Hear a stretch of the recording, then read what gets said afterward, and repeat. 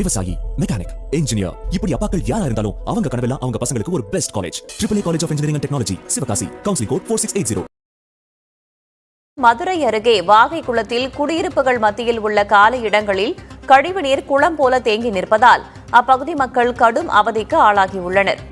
கூடுதல் தகவல்களை வழங்குவதற்காக செய்தியாளர் பிரசன்ன வெங்கடேசன் இணைந்திருக்கிறார். அவரிடம் கேட்கலாம். பிரசன்னா, தேங்கி நிற்கும் கழிவுநீரால என்னென்ன மாதிரியான பாதிப்புகளை அப்பகுதி மக்கள் சந்திக்கிறார்கள்? அந்த கழிவுநீரை வெளியேற்றுவதற்கான நடவடிக்கைகள் ஏதும் எடுக்கப்படவில்லையா? ஏன்?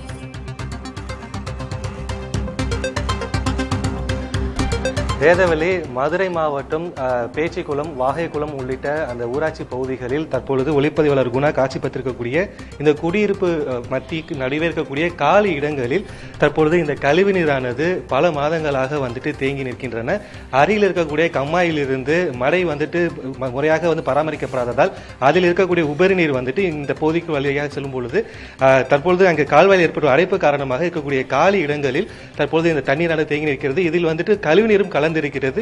கிட்டத்தட்ட குணா காட்சிப்பதற்கக்கூடிய இந்த மாதிரி இந்த வாய்க்கால் வரக்கூடிய அந்த கழிவுநீரானது வீட்டிலிருந்து வெளியேற்றக்கூடிய கழிவுநீர் முறையாக போவதற்கு பாதை இல்லாத காரணத்தினால் தற்பொழுது இந்த காட்சியில் பார்ப்பது போல் இருக்கக்கூடிய காலி இடத்துக்குள் நேரடியாக சென்று தற்போது இந்த மழை நீர், கம்மா நீரோடு இந்த கழிவுநீரும் சேர்ந்திருப்பதனால் இந்த பகுதி முழுவதுமே கடுமையான துர்நாற்றம் வீசுவதோடு இந்த பகுதி மக்களுக்கு கொசு தொல்லை அதிகமாக இருக்கிறது. அது போக விஷ பூச்சிகள் அதிக அளவு இருப்பதனால் இந்த பகுதி மக்கள் மிகுந்த அச்சத்தோடு இருக்கிறார்கள்.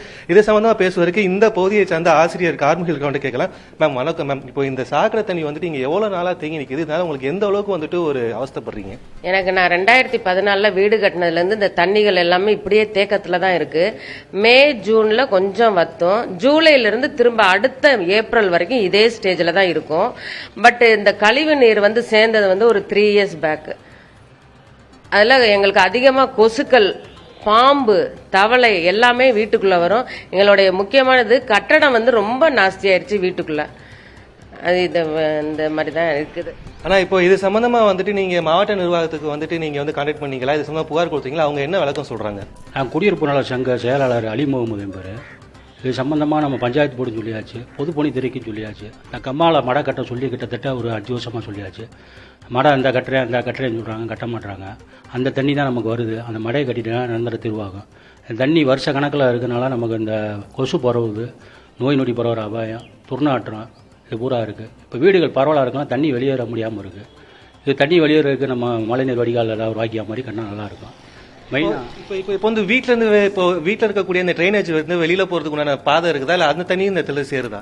இதில் போர் வாட்டரு இந்த தண்ணி, கழிவு தண்ணி அதுலேயும் சேருது. கட்டடத்தும் பாதிக்குது, வீடு அந்த போர் வாட்டர்லேயும் ஏறுது.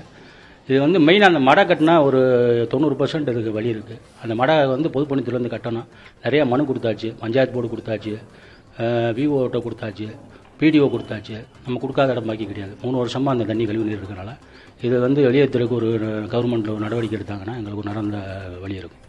வேதவெளி கிட்டத்தட்ட 3 ஆண்டு காலமாக இந்த கழிவுநீர் இந்த காலி இடங்களில் சேர்ந்திருப்பதனால் இந்த பகுதி மக்களுக்கு மலேரியா, டெங்கு உள்ளிட்ட நோய் தொற்று அதிகமாக வருகிறது. முதியவர்கள், குழந்தைகள் அதிக அளவு பாதிக்கப்படுகிறார்கள். கிட்டத்தட்ட ஆயிரக்கணக்கான குடியிருப்புகள் இந்த பகுதியில் உருவாக்கக்கூடிய சூழலில் தற்போது இந்த காலி மனையில் இருக்கக்கூடிய இந்த கழிவுநீர் முழுமையாக வெளியேற்றுவதற்கு மாவட்ட நிர்வாகம் உரிய நடவடிக்கை எடுக்க வேண்டும் என்பது இந்த பகுதி மக்களுடைய ஒரு பிரதான கோரிக்கையாக இருக்கிறது. இது சம்பந்தமாக ஊராட்சி துறையை கேட்கும் பொழுது இது சம்பந்தமாக முறையாக ஆய்வு செய்து இந்த கழிவுநீர் வெளியேறுவதற்கு உண்டான வாய்க்கால் அமைப்பதற்கு உண்டான நடவடிக்கை மேற்கொள்ள இருப்பதாக தெரிவித்திருக்கிறார்கள். வேதவெளி தொடர் புகார்களை அளித்தும் நடவடிக்கை இல்லை என்பது அப்பகுதி மக்களின் குற்றச்சாட்டாக உள்ளது. தகவல்களுக்கும் கலந்துரையாடியமைக்கும் நன்றி பிரசன்ன வெங்கடேசன். விவசாயி, மெக்கானிக், இன்ஜினியர், இப்படி அப்பாக்கள் யாரா இருந்தாலும் அவங்க கனவெல்லாம் அவங்க பசங்களுக்கு ஒரு best college. AAA college of engineering and technology, Sivakasi. Counselling code 4680.